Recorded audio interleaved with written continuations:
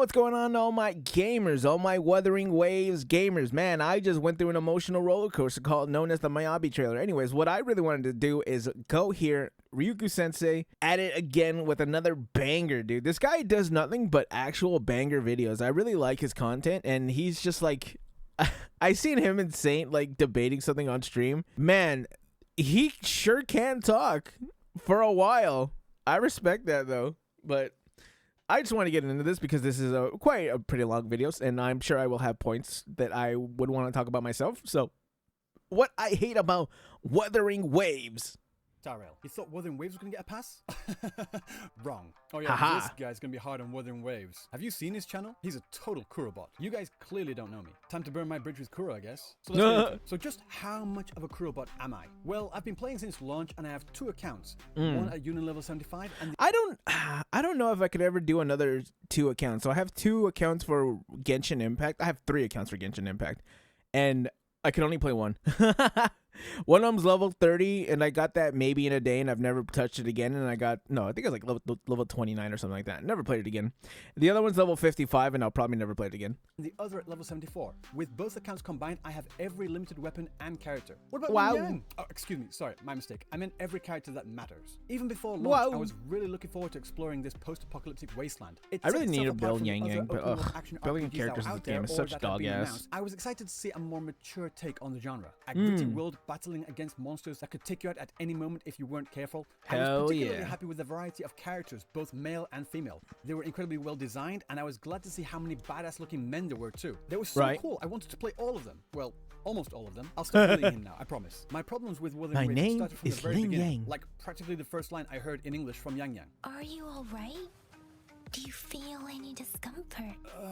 Okay, so man, early Yang Yang sure was rough, am I right, chat? Man, that was awful. It was actually so dog-ass up until, I think, 1.1, 1.2. I think 1.2 is when she started to really hit her stride. And I think right now she sounds great. I know I'm not the first person to complain about this, and I doubt I'll be the last. But seriously, did the VA have absolutely no direction in her voice acting? Listening back to it, she sounds like an alien. I have no idea. Please, Commander.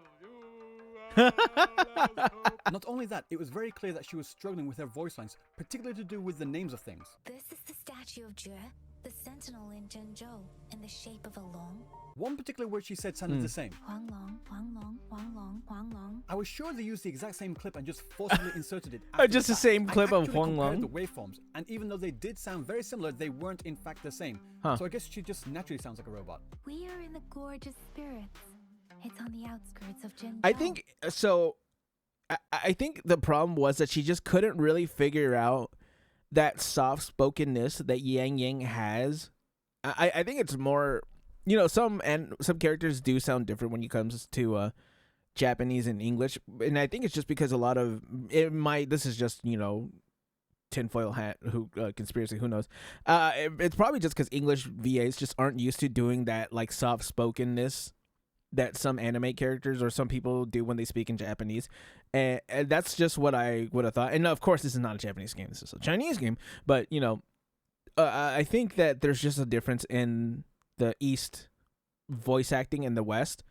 Like, you know, there's a whole bunch of stuff that you can point out. So I think that's just kind of what she struggled with. She got better with it, a lot better with it. Yang Yang sounds good now. Huang Long. These odd line reads felt unnatural, like she was going to say something more. Like that. I heard that they redid some of these early lines, but at the time of recording this video, she still sounded as unnatural as on launch day. Changing to Japanese quickly solved that problem, so it wasn't too much of a problem for me. Though, to be honest, I can't entirely blame her.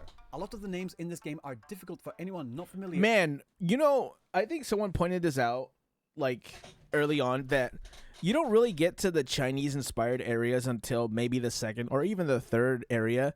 So to be thrown in to the first place where it's all just Mandarin names, it's kind of rough. Like Jinzhou, Jue, Zheje, Jianshin, Qixia. Like, these names are kind of difficult to, like, I would imagine people struggle with these names if they've never actually, like, people don't even know how to say the Xianzhou Longfu, the Xianzhou Lofu, and it doesn't get any better because these Mandarin names are hard. Mandarin is really hard. There's someone who's just like, you know, I listen to all types of music, and sometimes I listen to some Mandarin music, and it's just like, man, this is, woo, I didn't get none of that.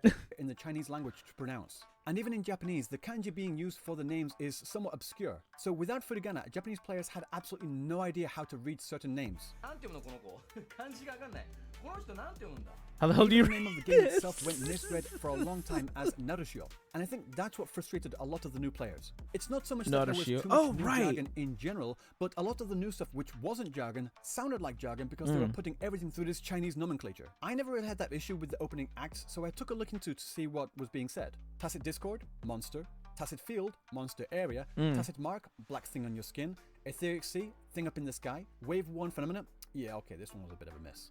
Retroact Rain wasn't important at the time, but got explained in detail later. Oh. Sonorosphere, portal. Corodian, big bad boss monster. So putting aside the Chinese names, there was a total of about 10 pieces of new jargon that we had to learn, and a lot of it was kind of self-explanatory. But I definitely understand those who were trying to follow and memorize all the new names of everything and were getting confused. I get it, I really do. You're not wrong for feeling that way, I just personally didn't have that particular issue. Anyway, we continue through the story, meet Baija, Wood, and I liked how he eased the player into the combat. And if there's one thing that Wuthering Waves does really well, it's the combat. Hell I still yeah. remember my first time fighting Crownless, feeling like an absolute badass, pulling off all those dodges, counters, and perfect parries. And when the second phase starts, the amazing guitar riff comes in and you're pulling off these really clean cinematic finishing moves. Oh, it just felt so good. There's just something special about this game's combat. I don't know what it is, but it just is. Good. Whatever happened to those? We never do this ever again when fighting Crownless or any boss monsters. It would have been really cool to have a particular finishing move. Correction happens in the Dreamless battle. For each boss, depending on if certain conditions were met. I'm sure it would have been difficult to animate finishers for each character, but honestly, I would have been fine if it was just for the MC alone. A little something. I kind of wish that there were a little bit more quick time events. Now, there are a few quick time events, especially if you play the Shardkeeper's story, so, you know, they give you kind of like one a patch, but man, they do, quick time events really well. Thing to make them special, they are the MC after all. Then we continue on to what I think is the weakest part of 1.0, the fucking treasure hunt. So we meet Sanhua, Wood, and she gives us some items from Jinshi. A sugar pearl, a leaf, a mangosteen fruit, and a sundial. Okay, so like I said, I have 2 accounts, and both times I played through this part of the story quest, I was left thinking, what was the point of that? We were told to go out and find what is it like a Battle behind Pass or something is, but in the end, we weren't even the ones to find out most of the information. The sugar pearl, Baija finds out off screen. Sundial, Mortifi fixes it, and the leaf, Baija and Yang Yang just tell us. 3 out of 4 things were done for us, and the 4th thing was Power just friendship to a harbor to be told that they get imported. Okay. Apparently that was supposed to tell us how the people of Jinchou lived or something. And at the end of it all, when we asked to find out what the point of it all was, Jinshi says, An emergency forced me to leave, and I only had the time to prepare some tokens for you. Translation? I don't even have time to explain why I don't have time to explain. Wait, really? Why? Did I miss that? I swear, was it not just like to tell us like the power of friendship and like the history of Jinzhou? Is that not it? Am I dumb? Did I overthink it? She had the time to get all these very specific items to give to Rover, but she didn't have the time to write a damn fucking sticky note? Come on. You just don't get it. She had to do that to test Rover. It was for Rover to discover things about himself while looking into those things. What if it wasn't what do you call it? What if it wasn't even a quest and it was just stuff she needed to throw out and Baija got the wrong instructions? So fucking funny, bro. Yeah, and we learned those things from books and people, so not from those items themselves, did we? Sorry, but no. In the end, it was basically, you've forgotten everything, so go to the library and study up, scrub. I'll say this, though. Even though the actual stuff being said was kind of stupid at times, I really enjoyed listening to the story play out. Jinshi is so shiny. Dead spaces between dialogues. There was a good amount I of love her changes design. in camera angles, Holy. camera movement, as well as the movement and facial expressions on the characters themselves that sounded like real people actually interacting with each other, in Japanese anyway. Sorry, I'm sure she's a lovely woman and all, but can you replace her with someone that doesn't sound like she's just recently had a lobotomy? The only thing I wish I could do is put it on auto, hide the UI, and have it automatically select the dialogue options for me. Oh, on that point, stop giving us choices that aren't choices. Jeez. No. God damn it. Why don't you fucking know? Do you not understand the word no? We're not gonna stop. What are you playing, a Telltale game, bro? It's just for immersion. Jesus Christ. Unless it actually has some degree of effect on how the conversation plays out, literally nobody liked this shit. It doesn't make us feel like we are actually the character. It doesn't help us feel more immersed in the story. It doesn't make me feel more immersed because I'm not shitting on March 7th. That's usually what I use those dialogues for, is to like make fun of March 7th when I was playing HSR. Story. If anything, it pulls us out of the Or to try to like hit on somebody, which I think, did Chung-Li have any you can flirt with her with? No, I don't think so. Maybe I'm just making that up in mind. Sorry, go ahead. story to have to go through this unnecessary attention check. It feels like I'm watching a long YouTube Scar. video and I get a message asking if I'm still watching. I'm trying to watch a 10-hour loop of the Burnus dance here. Burnus? Do you mind? Burnus? Actually, Burnus? no. Burnus? Now that I think about it, it's even worse. Wait, what did he I'm say? trying to watch a 10-hour loop of the Burnus dance here. Do you mind? Actually, no. Now that I think about it, it's even I can't believe I watched the 1 hour version of that in its entirety on stream. worse than that. It feels like when someone asks your opinion on what they should do, you give your opinion and they just completely ignore you. I guess I'll just go fuck myself then. This isn't a Wuthering Wave's only problem either. It's something that I have always and will always rage against whenever I see it, in every game I play. Please, for the love of God, just stop it. These useless dialogue options were especially annoying later on when we meet up with Jian. He brings us into the war room to talk about strategies, or rather he just asks us what we think the strategy should be, but if we don't choose the right one, the game says, "Isn't that cute? But it's wrong!" Time out. Why were we being asked to decide the strategy in the first place? You're the general here, Jian. You decide. But anyway, putting that aside, they should just get rid of these dialogue options entirely. Oh, Wait, didn't it give you like you fail or something? That's what I heard. I got it right, so I didn't fail, but I heard that like you lose something. Is that not right? Did I hear wrong? I swear someone was like, oh, if you fail the right combination, it tells you that you, I don't really know what it would have told you, but I swear it tells you when you lose. I don't know. Wait, I'd no, have to play it again and better actually yet, fail. Have them actually, make a difference. Imagine if we were actually able to decide which forces went where. This could have been a great chance to keep the game easy for the casual players, but make it more difficult for the ones who want a challenge. Each dialogue option could have a little note next to it saying simple, moderate, and tricky, for the player to understand what they were choosing. And after That would be the kinda route, cool. Monsters and difficulty changes depending on that choice. Why can't we have Dude, done imagine if it was like a tower defense there for a second. That would have been kind of cool. that? We're ending at the same place anyway. This was one of the main criticisms from CBT to official release, wasn't it? The casuals wanted things to be easier and simpler, and the hardcore players wanted things to be more difficult and complex. Why not turn something that everybody hates into something that everybody loves? Make these the points in the story where the player can choose what level of difficulty they want to try. So a casual player can stick with the easy mode or try the intermediate or hard levels every now and then, and the hardcore players could get the difficulty they want, but make it easier if they're not in the mood that day or something. Okay. You don't need to turn it into a I like Telltale's that, game. yeah. That's I really not like what I'm that. asking for. Have your main plot points, but in certain sections have detours for the players to choose their level of difficulty. Sure, everyone winds up at the same place in the end, so it doesn't really change anything as a whole, That's but allowing cool. players to choose their own... Yeah, like a difficulty toggle that could be turned on and off, like in the menu or something. Or, because these aren't instances, like in Zelda Zone Zero, they're instances. It'll be like, do you want to do this? You won't be interrupted. You'll be in this instance, right? It could be cool if it had that, like the instance prompt, and then it's like tricky, or I guess it would be like a hard mode or casual mode, right? And then, hard mode, you get different kind of endings, especially if it will affect the story. That would be kind of cool. Now, this would be way too much, right? Like, for the casual player, no one really cares. And there's more casual players than hardcore players. So it's like, you get the hardcore, people might actually die in that story if you mess it up. Well, I guess they could just, like, you could lose. That could be something, you get someone killed and then you lose and you restart again. But then for the casual players, you just kind of go through it and it's kind of more like a movie. Experience at least lets us feel like we're making a difference. Right. Doing something like this could satisfy players of all difficulties, easily. After deciding the battle plans, we meet up with the other characters to storm into battle. Tauchi. God, her Karina, breasts are Chixia, amazing. There's us, the rover. Tauchi, we just met her. Yang Yang. Ling Yang is in the corner there. My Who the name fuck is this is dude? Ling Yang. I know it's Yuan Wu, the guy who looks like the last boss of both Discord mods and Redditors. We've never seen this guy in the story or even in the side stories like Ling Yang. Why the hell is he showing up for this Avengers Assemble moment? I feel bad for the voice actor. He gets brought in for literally one line and then never used again. I never noticed. I was just like, look, everyone's assembled. That's kind of cool. I never noticed Yun Woo was there. Maybe I did. Chat, does anyone know if I did? Did I react to that? I don't think I did. That's kind of funny. I will keep everyone safe. Even now, up through 1.4, we still have no still don't idea know what he who does. this guy is, what he does, or anything of the like. Well, I guess one line is better than nothing, I guess. Carpaccio and Danjin are still nowhere to be found at all. And why are you bringing out some random painter girl who has nothing to do with anything, give her own full story quest, but still not mention anything about the characters you already have? What are you doing? And this... Selling 5 stars. What do you mean, what are we doing? We're making money here, brother. Where was the plot lost? I don't understand.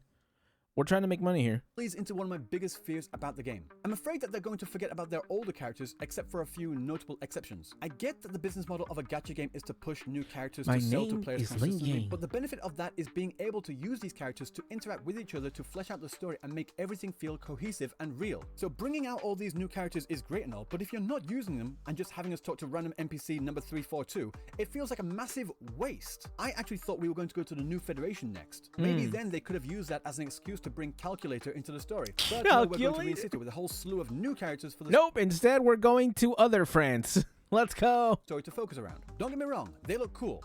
Would. But this is only further feeding not would. Need. Bro, that woman looks like she would slap me without any emotion, and I love it. Worries about the older characters being forgotten about. But I'll get more into my worries about... Well, I mean, the perma banner characters kind of have to be forgotten about, you know? They're perma banner characters. Unfortunately, even though Kuro Games is the, you know, how would I say this? They're like the example of devs listen, but devs still got to make money, and devs don't make money off permabanner characters. Later. Since 1.0, the quests have been getting considerably better, in my opinion. Definitely not perfect by any stretch of the imagination. There are significant pacing issues and missed story beats. I think the quests, sure, but the story itself hasn't gotten any better since 1.1, like at all. Full-on videos breaking down what these two particular quests got wrong, but on the whole, they are a lot better. Now, I'll be honest, I don't usually enjoy character story quests, but Jian's story was incredible. Sure. I haven't done his, and I haven't done any of them, to be completely honest. I did Camelia's. I do want to do Encores, but I need to be emotionally ready for that, because I know that's a roller coaster. Sure, it started off a little rocky with some Gulpuff racing game that no one cared about, but once it came... Alright, maybe I don't want to do Jian's. After going through the Sonorosphere, I loved every moment of it. Alright, maybe I will do Jian's. What happened fighting through the trauma, and then the great boss battle with the fantastic visuals in the final cinematic. Absolute cinema. Alright, well, I got spoiled. Never mind. Fine, not the best, but I didn't hate it. I wish we could have gotten more of the secret agent aspect of her character that was promised instead of this story about a girl with adoptive father issues. Now show her feet. But still, she's hot, so, would. What I really like about these character story quests isn't just the quest itself, but rather the locations we visit during them. Have you seen these places? These set designs are stunning. It's a shame we can only ever visit them during these one-time only character story quests. What a waste. Why can't we revisit these locations? Better yet, give us the option to replay these quests. How about in this section? I never thought of that, actually. Should character quests have replayability? I don't know. Huh. I've never been hit with that question. Maybe put it... I mean, if it's not taking up too much space, why? Sure. I don't think I would ever want to go back to a character quest after completing it. Like a main quest... Sure, but a character quest, I don't ever think I've ever wanted to go back and replay it. But I will never take away someone's option to want to do that if they want to do it, just because I don't want to do it. But I need to know if someone would actually want to do it. You know what I'm saying? In the gallery, you add a couple of little replay buttons in the corner. One to replay the cutscene by itself, and another to replay the mission. Which cutscene, yeah, cutscene. I think that would be fine. Put the cutscenes in there, keep them in there, and then just have it like a downloadable option. You know what I'm saying? Like, because these will stack up very fast in your memory space. So maybe have them be downloadable and then deletable. I think that's fine. Open up a Sonorosphere to travel through to re-experience everything with your current party. They can't do that. It would take too much storage. It's already on your device anyway, whether you revisit it or not. So why not just give us the option to do it? And if storage really is... If it doesn't actually affect the storage... Sure, why not? I literally, there's quite literally no reason not to do it. For you, how about this? Give us the option to delete and reinstall past mission voice lines and data to save space. Hey, I just said that. You can do it for the voice packs in general, so surely you can do it for this too. Another thing I have a problem with. How in the hell can a game that has its main theme be about sound have that be one of its most lacking features? There have been a plethora of sound and music related bugs and oversights since launch. Even now, when I'm fighting through a tacit field, each time I clear a wave, the battle music restarts from the very beginning. You don't notice it much when your characters aren't level. I actually had a lot of problems with the sound in this game, but I will not take a point off because that was my fault. My computer just wasn't up to snuff to playing this game. Actually, that would be an optimization problem. So when my computer would load in and it would take forever, I quite literally wouldn't get any dialogue or any sound until like maybe 2 to 3 minutes of loading after I'm loaded into the game. But, you know, nowadays, perfectly fine. But once you've got a relatively decent Zhang Li Yao and he's digitally shredding through all the mobs, you hear the same 10 seconds of battle music over and over again. And that's not just for the tacit fields either. In the overworld, mobs die so easily, I never get past the initial build-up, if there even is one. Sorry, guys, but the battle music for the Central Plains just isn't good. Especially when it's one of the largest areas in-game. We tend to hear so here's the thing, right? The thing about the battle music is I feel like I don't really hear it myself just because when I am off-screen grinding and hating my life because grinding echoes in this game actually really sucks, I am listening to a video, so I don't actually hear what is happening to like music and stuff like that. In fact, I'll even turn the game down so it doesn't interrupt my video. But yeah, I don't really know how bad the battle music. No, I think the battle music is fine. I think, yeah. It's fine. Not good it is all too often. The other overworld battle music is better, yes, but it the takes far too long to overworld get music to the is good really part, good. and by then everything is already dead anyway. The battle music for the bosses are pretty good though. Yeah, Infernal Ride is question. pretty sick. Why did you nerf your already great songs from CBT? For example, the Impermanence Heron had one of the best boss battle tracks in the game, and I was really looking forward to experiencing it for myself. How shocked was I to find out that not only did they change it from the Heron to one of the worst overworld bosses in the game, but not only that, they completely nerfed the song. What do you mean nerf the song? How do you do that? Wait, Here, I want to know this. too. CBT 2.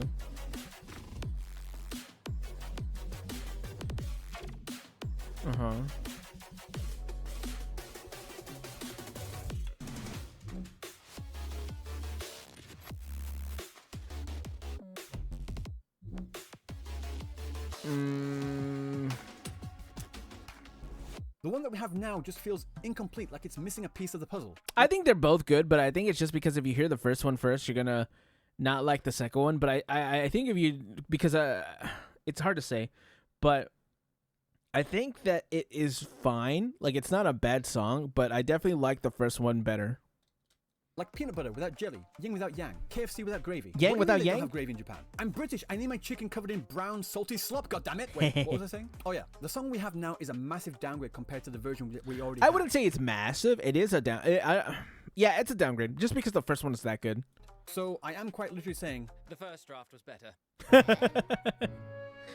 I know what happened though. Hate They that got guy. feedback saying that the players wanted the combat effects to sound punchier, and they did in fact do that. But the problem was that they could only improve it so much. So what they also did was bring down the impact of a lot of the music to make that difference more distinct. And this all connects back with what I was saying earlier about the other characters and locations not being used. Kuro, you spend all that time designing these great characters, great locations, and great music, but do absolutely nothing with them. From a business perspective, you're basically wasting resources right now. The way to fix these particular issues is give these characters actually some attention, first of all. Let us replay cutscenes and quests, and add a damn CD player with a library of all the music we have unlocked so far. Then we, the players, can choose what That we would want be to listen kinda to cool. in the overworld. Just so we're clear though, I don't think the CD player should be usable during story or character quests because the music is a very important part of the story. You know what? Just like with every other game so far right now, you know what? Give us a house or a room, and then we get a CD player. That'd be kind of cool. Experienced. But in the overworld though, if I want to listen to Crownless's insane guitar riff while zipping around Jinzhou, that's my business. Yes, I know it would take away some of the audio character from the locations, but you know what you can do then?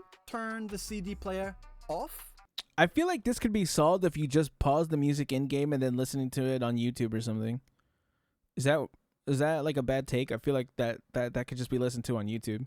Maybe. Now it's time to address the elephant in the room. Gathering wives. Okay, so Yeah. where do I stand on this? Honestly, I'm not a fan. Now, before you come at me with your pitchforks, just hear me out. What I mean is that I already have dozens of other random gacha games with generic cookie cutter OP protagonists that the entire world revolves around and are loved by this Hell kind yeah. of beautiful waifus of varying styles. Chat, has anyone been playing the D&D Nikkei event? Bro, that is peak. Bro, Nikkei has never let me down. Massive personalities.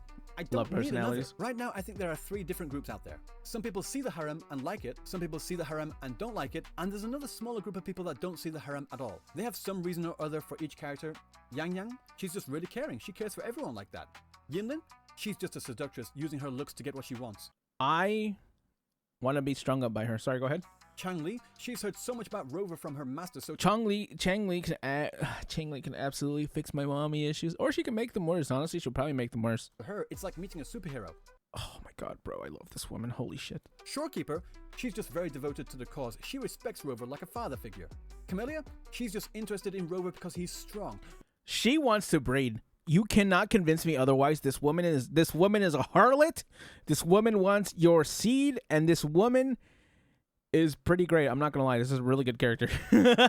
Nothing more. And the fact of the matter is, but it really is like I can't tell you how. I don't want to say disingenuous, but it really is just a harem collector at the end of the day. And if it's not a harem collector, you know, put another male character in there. We had Xiangling Yao during a what would you call it? Kind of. I mean, so I have female Rover, right? And it kind of looked like, you know, there's something there, but that's just because I had female Rover. I guess if I had male Rover, maybe it wouldn't look like that. But you know, female Rover's hips are too wide and her thighs are too thick and her side of boba is too big, so for me to not want to play her, so I had to get her. I didn't want to have to do it to him, but I had to do it to him. So yeah, it's just hard to not. I think even Juja. No, I haven't done Juja's quest, so I will not tell you whether Juja is like someone who loves Rover, but I love her. I don't think that's the same thing though. Is that these people would be right in thinking that way. Those are all valid interpretations of the characters. Right. However, for those out there that see this something more or want to see this something more, there are oh my god, I love this woman. things in-game which validate their belief that these characters are romantically interested in Rover. Personally, I'm in the see the harem and don't particularly like it category. Sorry, it's just the way I feel. I think it. So I did all that just to say that although it is, how do I say this? I do think it is a harem. Of course, I said that, but do I like it? I don't think, if you want to go one way where you want to make a very serious story, and it seemed like they were going that way after 1.1, if you wanted to keep the story serious, you had to not go down the harem route. But because of that, I think the story hasn't gotten any better since 1.1, and that's just because, you know, harem and stuff like that, and you know, Xiangling Yao had a festival quest already after the first patch. That was kind of weird. We don't need to have every girl we meet be almost instantly wanting to jump on Rover's tacitite dick as soon as they meet him. On top of that, there's I have Nikkei for that. Of new male playable characters since launch, and that isn't a problem in itself. If a game marketed itself as primarily having female characters, you'd sound like an idiot for asking for more male characters. You True, don't play Love and Pravati. Peaches and complain about the lack of female characters, do you? No, that would sound weird. The problem is though, in 1.0 there were 6 guys and 10 girls to choose from. That's a ratio of 3 to 5. Not equal, but understandable. So many of us were under the assumption that they were going to roughly keep that ratio going forward. They even showed us characters that have a lot of players eager to play them, such as Zipper Crotch Boy and Mr. Anal Bead Necklace. Since then, we've had Shinji, Geshulen looks so cool. Zhang Liao, Showkeeper, Yohu, Camellia, and now Lumi is coming up. So this rat, why is that rat so thick? Why? Why does that rat have such a... Sorry, go ahead. Out of 8 new characters, only one of them is a guy, and he was free. And on top of that, the animations are He's getting really wilder and wilder. good. How in the hell does Little Miss Itty Bitty Titty Committee over here have more jiggle physics than Changli or Baija? Robin, what do you think? You grab a man's balls, his heart will follow. Yeah, that makes sense, but I don't want it in Wuthering Waves. That does look weird, bro. I'm not gonna lie. There's a lot, and then so the most jiggle you should have is Tao Chi. There should not be another character that has more jiggle physics than Tao Chi, and there is, and it's Jojo. And it's Camellia. And you see how busty they are. They're not.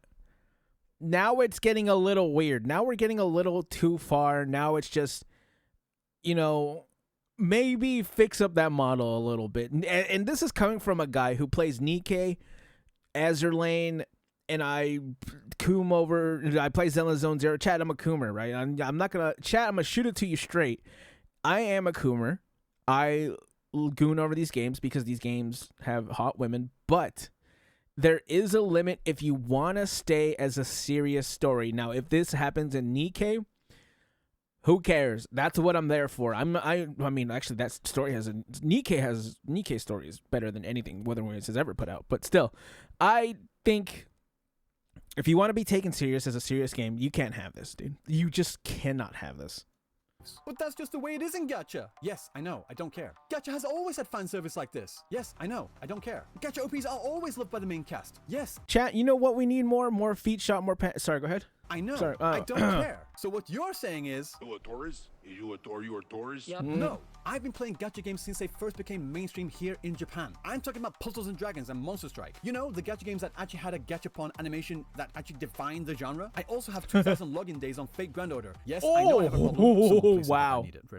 Please. What I'm saying is, gacha is a monetization system. That's how these games make money. Gacha Right. has absolutely nothing to do with the amount or level of fan service. Even modern titles like Cookie Run Kingdom are gacha games. No fan service there, unless you're jerking off to Blue Slushy, in which case, seek help. Also, would. I'm kidding. I'm not Wait a saying I minute. don't Wait. like fan No, service, wait a I minute. just Wait. don't No, want it hold in on. this Wait, game. no, wait, At no, least wait. No, now, wait just a minute. What did you mean by that? Sorry, go ahead. Not this much anyway. Just because I enjoy spring onion in my ramen doesn't mean I want it piled on. Why are all my analogies about True. food? Am I hungry? We have enough of these Gooner gacha games already. Wait, I I'm kind of hungry too. Wait, Ryu, you want to go get food, bro? Yo, Ryuuku Sensei, hit me up, bro. We'll go out, grab some food, bro. It's on me. You know what?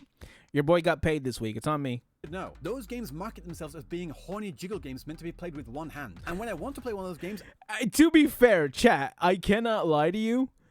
Snowbreak Containment Zone actually has some of the best gunplay from a modern shooting game that I've seen, especially better than like that dog shit Concord. Like, do not tell me you guys are being outdone by Snowbreak Containment Zone, bro. Don't tell me that. Like the gunplay in that game actually felt pretty good.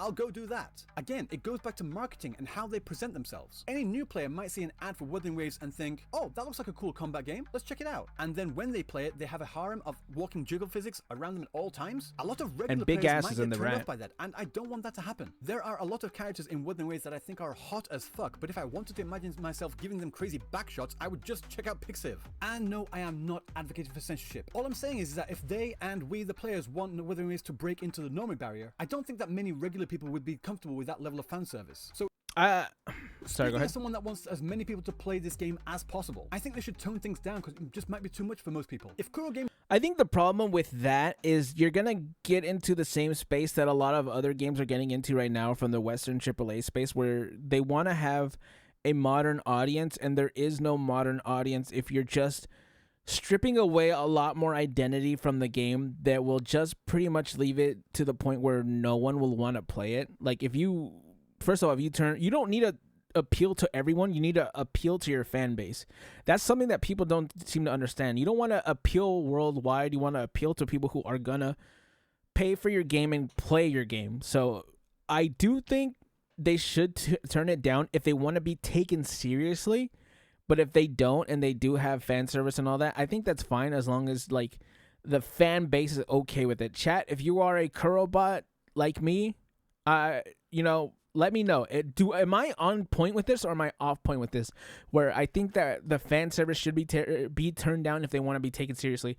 Now, me myself, I don't really care because I can't do anything besides stare at Chang Li and her big breasts. But everyone else, let me know, chat. I spend a good few days locked into the story, trying to figure it out. The rest of the days, I just look at, jiggle physics.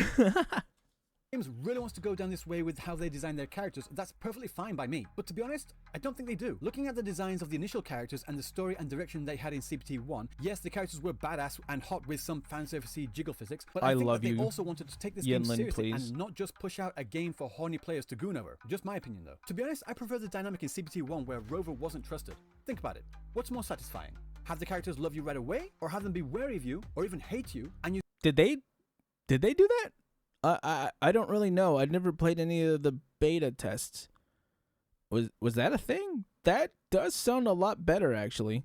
Slowly win them over to your side through your actions in the story. ReZero is a great example of that. When we start off, Subaru is a whiny little bitch that isn't trusted by anyone, so he needs to grow as a person, and in doing so, he wins over many people to his side, including us, the viewers. Let alone Rem, who is now his biggest simp, and let me remind you, she was literally murdering him every single night when they first met.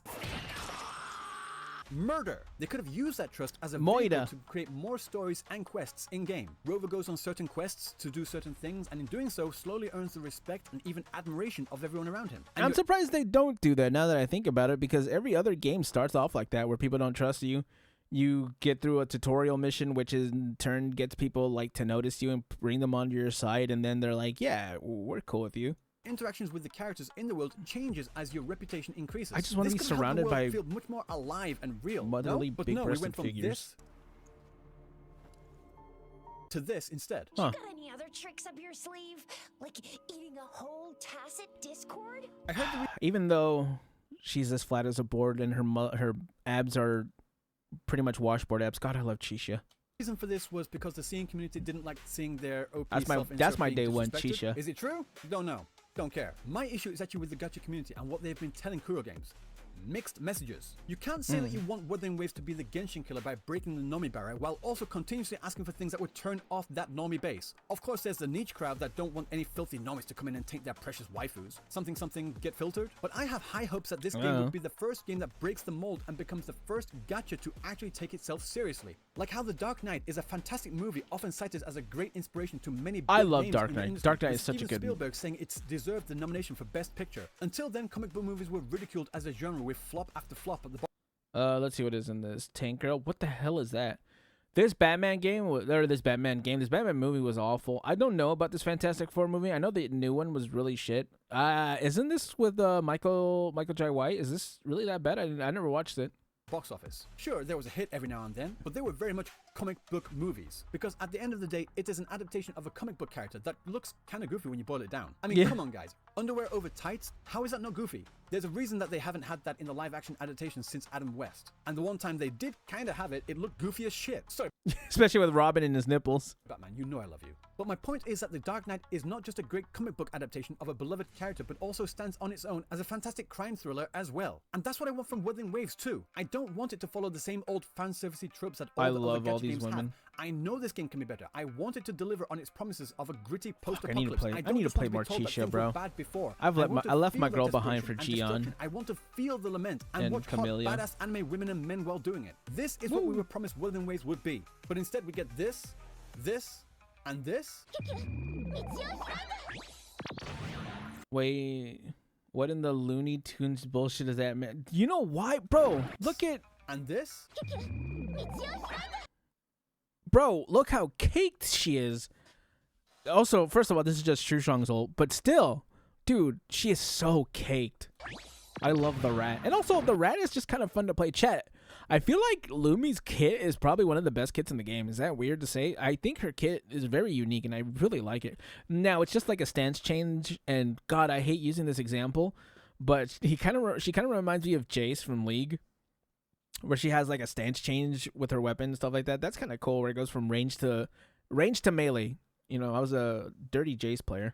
Now, I'm not saying it has to be all dark. My all Jace gloom was kind all of the time. nasty. I get the point that you can't feel the lows without experiencing the highs, but my point is I don't think we've really experienced the lows yet. I think just by looking at the current map, you can see what I'm talking about. I took the map and divided it along the borders for each region. I then got how many pixels each area has and then calculated how much as a percentage those regions are of the map in total. These numbers aren't completely perfect as there are some areas underground, etc., but I think they're a decent representation. Currently, we have two distinct regions which really lean into the cataclysmic post-apocalyptic vibes we were promised.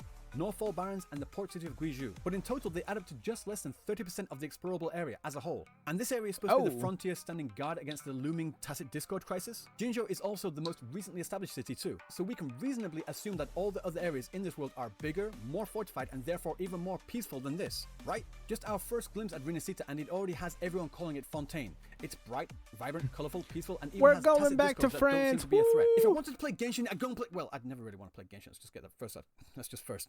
Yeah, you know what? I play Genshin, chat. I'm the new face of Genshin Impact, so I play Genshin. But if I did want to play Genshin, I'd go play Genshin. I really hope this is a fake out. Like I said, I get the argument of experiencing. I mean, I will say this, you know, all I'm saying, chat, all I'm saying is that France so far hasn't really, you know, France has always delivered in gacha games from the one time with Fontaine. All I'm saying is that maybe Rinascita is gonna be Wuthering Waves' peak. You know, France hasn't let us down yet. We'll see how it works. Lows to really further appreciate the highs, but personally I think it's just a little too early for Rinascita. We really should have gone to the New Federation first. Calculia is waiting for his story quest after all, but I don't know. We'll just have to find out what Rinascita is. I really want to see like when it drops in Dungeon's story. January. Also, for those cute. interested in my pull priority, Zani, Carlotta, Brandt, Phoebe, Rochia, whatever her name is. In that order. I thought it was Fight Rocia. me. I know they got feedback in the CBT. Wait, what did you say that one Rochia, time? Rock January. Oh, here. Also, I for those didn't follow interested in my that. pull priority, Zani, Zanny, yep. I'm there with you. Carlotta? Yes. Brant? Phoebe? I think Phoebe over Brant, but I guess it would really Brant's position is going to change when we figure out how well he fits into the meta. Rochia. Yeah, Roach is probably. I don't want her. Rochia, whatever her name is. In that order, fight me. I know they got feedback in the CBT to make the world more bright and vibrant. I get that. But I didn't want them to make it any less destroyed, you know? I want to see more ruined cityscapes, more destroyed villages, more visual storytelling to show us a world destroyed by these cataclysmic events and make them visually amazing at the same time. It has been done before, but right now there's just a bunch of open fields and clear mountains. I think, the problem with this and the same problem with, I think it probably is just I don't know if I want to say it's the CCP, but, you know, Genshin Impact with a whole arc about war where you actually participate in a war is not bloody enough, and I believe that might just be a China thing. They're in Singapore now, so they probably could have gone hard with it, but it also has the same thing with what's it called?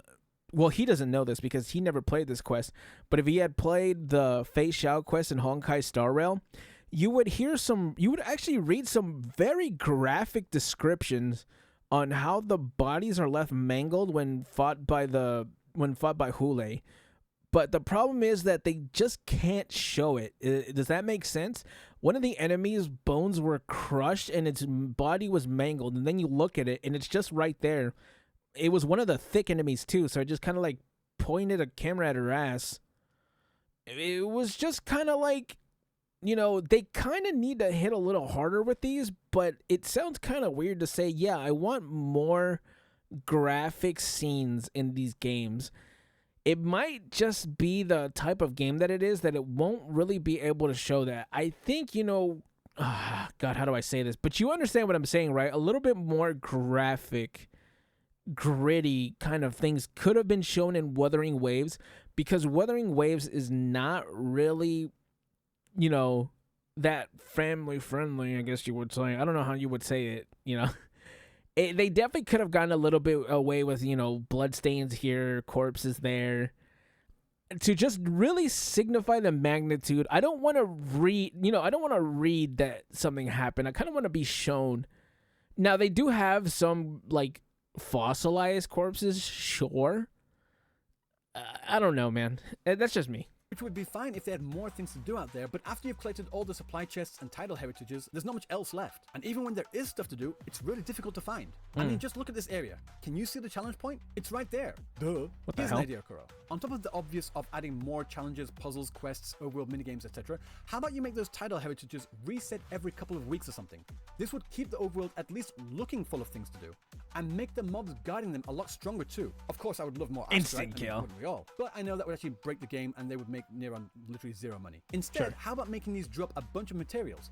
Bell poppies, lantern berries, whispering cores, exile rings, etc. Kind of like a smaller version of the new feature in Elusive Realm. And like I said, make the mobs harder. How about you make all the enemies of these newly reset title heritages also all be elite enemies? I think that would be a really cool idea, because right now everything dies within the first couple of seconds anyway. Actually make us work for those rewards to make us feel like we're in a cutthroat post-apocalypse, you know? Because right now the only thing we have to remind us that we're in some kind of apocalypse are the tacit discords walking around. On that note, it's all well and good giving us 15 different ways to get echoes, but they're practically useless if I can't level them. So that's what I'm saying, bro. Dude, I cannot tell you how dog shit this ecosystem is.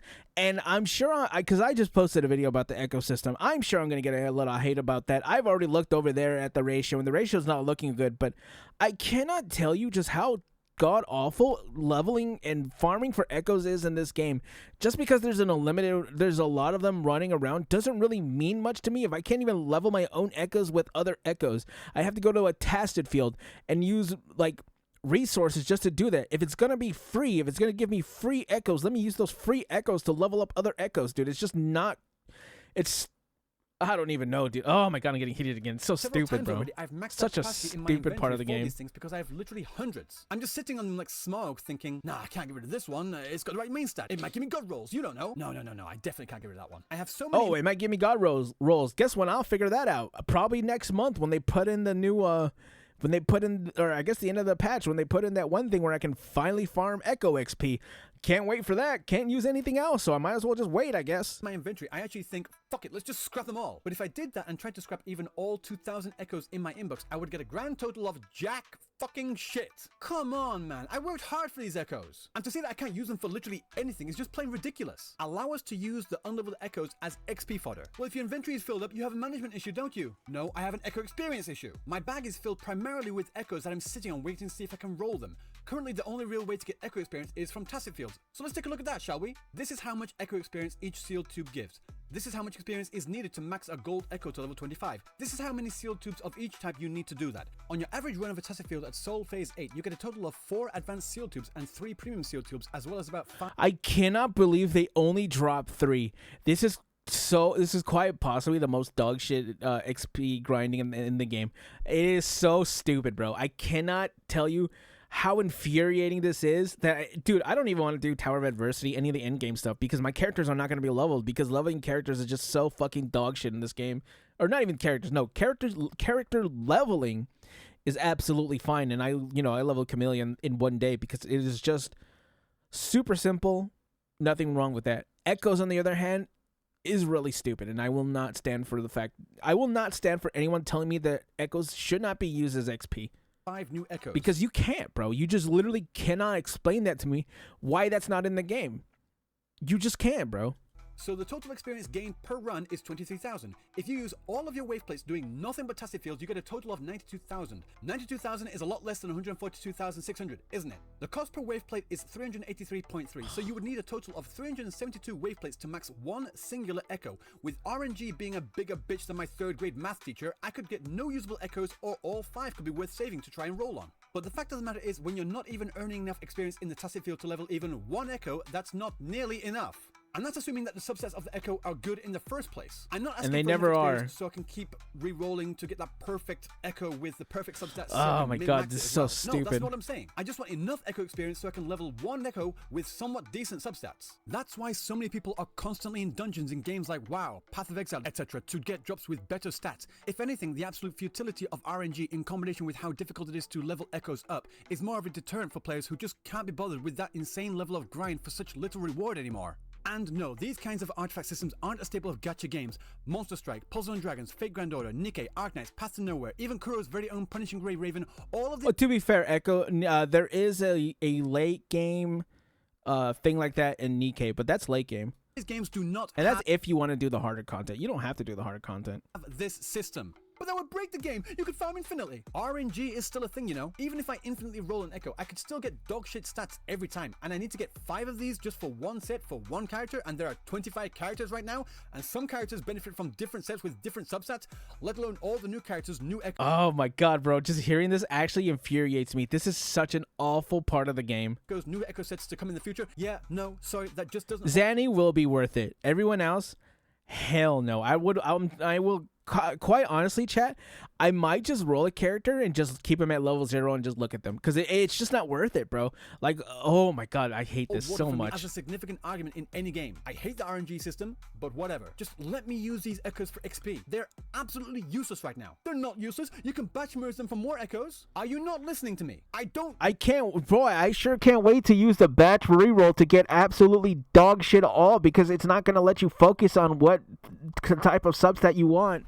Or what type of even like main stat you want, like, you know, Havoc, or main element, I should say main element, not main stat. I can't wait to get 5 different that one set that no one uses. Thanks, dude. I'm glad I got that. Oh, is that a Havoc 3-piece with what is it called, with arrow subset? Man, I sure love this game. Man, this sure is perfect. God, I hate Wuthering Waves. Need more fucking echoes. I need the experience to level them, goddammit. Tacit fields cost too much, don't drop nearly enough experience, and oh look, more echoes I can't level. Christ! Okay, now this is criticism not for the game itself, but more for Kuro Games as a developer. Yeah. Okay, Kuro. What the hell are you doing? You started your very first special broadcast with very blatant typos. You misspelled headphones as headphones. How do you even do that? Just writing this script, I had to force my spell check to type it wrong because it kept fixing it for me. Seriously, just put it into a Google Doc and press F7. Some of these typos were pretty funny though, I've got to admit. Cooming soon? Is that... Whoa, that's not a mistype. That's just they know their audience. Another word for edging. Luckily, these were just little slip-ups, little whoopsies even. Nothing too severe, right? For everyone in EN, no. Just more for eating fudge, I guess. But for us in Japan, we had an absolute fiasco with the Jian weapon banner. The TLDR is, the description was wrong on what the weapon does, so many people who spent money to pull for it felt ripped off. The backlash was so bad, it almost killed Wuthering Waves over here in Japan. And here's what happened. The translation for this weapon was wrong. JP got angry. They said they'd refund everyone for the pulls. JP was happy. They leaked the email addresses of everyone who applied for the refund. JP got angry again. They then gave 10,000 yen as compensation. JP was happy. They then didn't refund the pulls and said, go talk to your credit card company.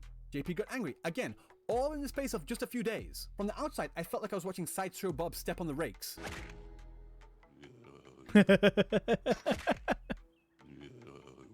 Anyway, my point is that these little things were still big enough to drive away many new interested players who now might not even give it another shot for years to come. Damn it, typo. But having said all this, does that mean I hate Wuthering Waves? No, I never said it was a perfect game, but there's a lot of stuff I don't like. I think the length of this video is enough evidence to prove that. Right. But in the end, I still really enjoy it. The combat is fun, the characters look great, the story isn't the strongest, but they tell it in an interesting way, and this is enough for me. For now, anyway. To me, Wuthering Waves is like my favorite cousin. I love it when they come over to visit, but I just wish they would stop picking their nose at the fucking dinner table. Bobby, I love you, fair, man, dude. but you are 2 knuckles deep into your own nasal cavity right now. Are you trying to give yourself a lobotomy? Are you auditioning to be the next Yang Yang? That being said, these aren't all the things I hate about Wuthering Waves. I could go longer into my particular issues with the Showkeeper story and the Camellia story, but I think this video has gone on long enough as it is. Oh, Jesus Christ. But if you do want to hear more about what I think about those particular stories on their own, then feel free to let me know down in the comment section below. And if you like this video, don't forget to like, comment, and subscribe because that greatly supports the channel. And yes, I do also look forward to seeing all your hate comments. So until next time, I will see you in the next video. Peace. I think that was a great video. I'm gonna leave it on that right there. That's a perfect way to cap it off, dude. I really like Ryuu's videos. This is a really well thought out video. I really like these, especially when you're gonna like criticize a video. You know me, I'll get heated and I'll just start ripping and rolling. But he really let it fly in a way that I think was very, very fair. Like a lot of these criticism I have myself, especially the echoes, I cannot tell you just how much the ecosystem is like holding me back from getting to the end game and playing it in a way that I want to. I feel like a dirty casual, which I used to make fun of casual players because I was a hardcore League player. But, you know, nowadays when I just want to relax and I just want to play these games, dude, I can't wait to farm echoes today and get nothing and then, you know, have to wait another month or two until I have enough XP to start rolling again. It's just unacceptable to have that, bro. Don't tell me you guys are being outdone by Zelda Zone Zero and Honkai Star Rail. No, you and Genshin are kind of on the same spot, but bro, don't tell me you're being outdone like that, bro. Aren't you? Isn't this Wuthering Waves, bro? You guys are being outdone. Like it's just it is what it is. You know, you can be mad at it, but it's the truth. Now, do I think they can fix it? Absolutely, dude. All you have to do is just make echoes be used as XP. That quite literally will fix it. That is all that needs to be done, is use echoes and let them be able to be used as XP. Dude, the game will be smooth, like you know, a great band once said, dude, that would be smooth like butter, like criminal undercover. Anyway, sorry. I hope you guys enjoyed this video. This was kind of a long-winded video, especially at the end. But, you know, Ryuuku Sensei, shout out to him. Hit me up, dude. I'll take you out to dinner sometime. Like I said. Anyway, share, comment, like, and subscribe, and I'll catch you gamers in the next one. Bye. Oh, we contain the dark.